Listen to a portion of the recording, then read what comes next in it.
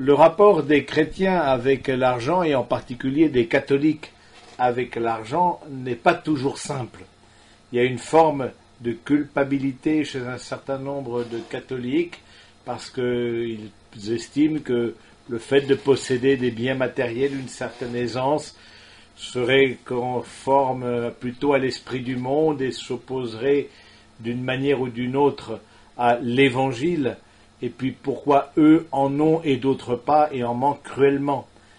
Cette question d'aspect négatif de l'argent, eh bien, semble renforcée par la première lecture que nous venons d'entendre du livre de l'Ecclésiaste. Vanité des vanités, disait l'Ecclésiaste, tout est vanité. Vanité, c'est-à-dire dans le texte originel, fumée, tout est fumé. Eh bien, la vraie question qui se pose aujourd'hui avec la première lecture, et encore plus avec l'évangile où Jésus est interpellé par un homme qui lui demande d'intervenir dans un partage avec son frère concernant un héritage, et on sait bien que ces questions d'héritage dans les familles sont des questions parfois douloureuses.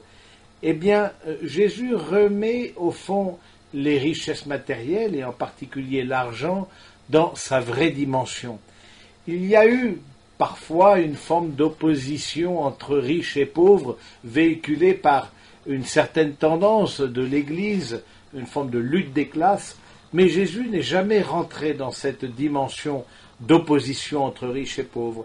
Il dit simplement que l'argent, les richesses matérielles sont ordonnées au bien commun, sont ordonnées au fond à découvrir en chacun une source de solidarité.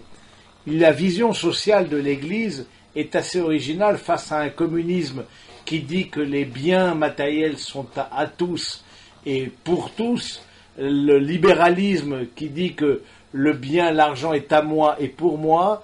L'Église dit l'argent est à moi, reconnaissance de la propriété privée, mais pour tous, destination universelle des biens. L'argent est une responsabilité, l'argent est une tension vers l'autre. Et ce que vient dénoncer Jésus, c'est cette forme de repliement dans cette parabole où cet homme riche avait de fortes récoltes et a voulu construire des greniers, etc. Jusque-là, c'est le bon sens. Mais à un moment donné, il dit « Repose-toi, mon âme ». C'est-à-dire, il veut donner à son âme comme repos les choses matérielles qui sont incapables de nous reposer intérieurement.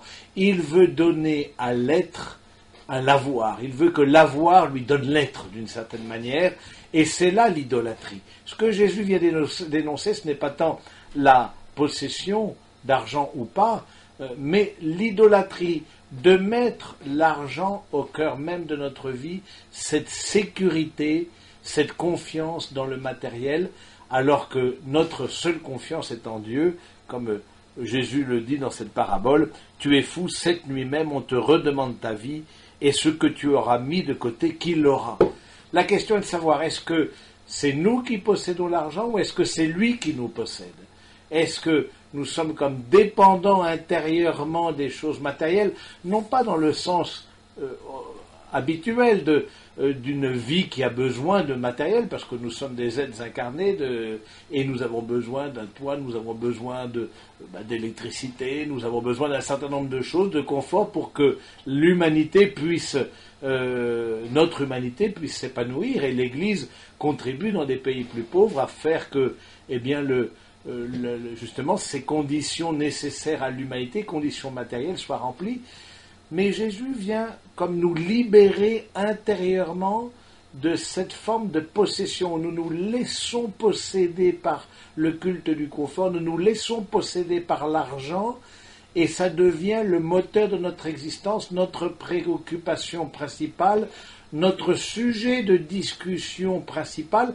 Et il faut toujours se rendre compte quand, avec une personne ou une autre, on en vient tout de suite à des questions d'argent, de se dire, mais qu'est-ce qui est au centre de notre relation? C'est le matériel ou c'est la gratuité de la relation?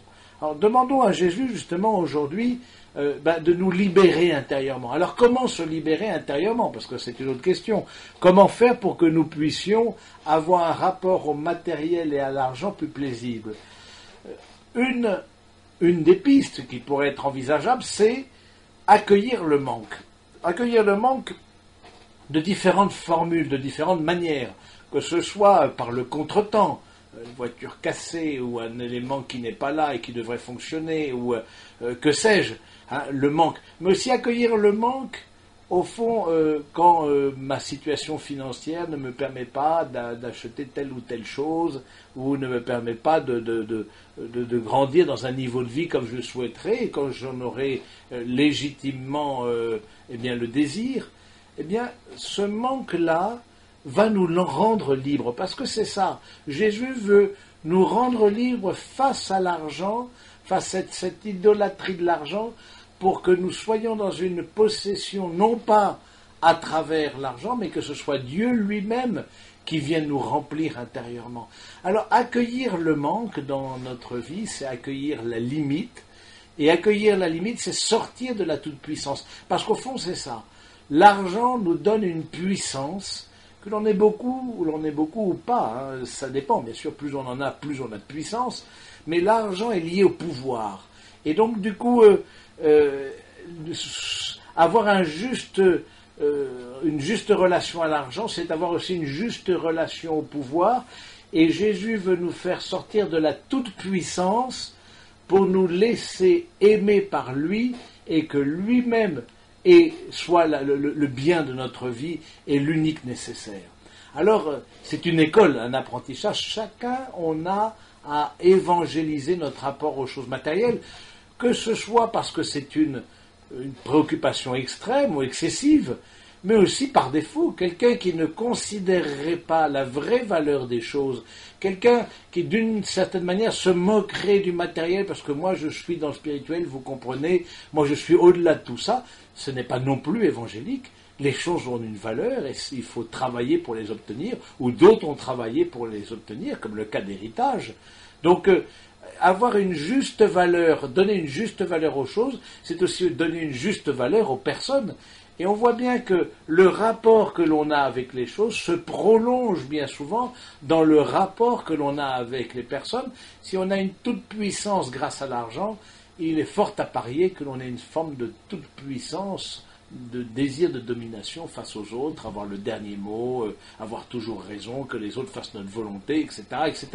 Donc, il y a une unité au fond dans notre être, et le rapport au matériel renvoie toujours à quelque chose d'intérieur, de façon à pouvoir nous convertir. Et Jésus appelle ça et nous invite à cette conversion intérieure. Alors, demandons au Seigneur en ce jour, demandons cette grâce particulière d'une libération, demandons d'accueillir les différents manques, les petits manques du quotidien, parce que c'est vrai, eh bien, nous n'avons parfois pas accès à tout ce qu'il faut, mais demandons à avoir une liberté par rapport à ça.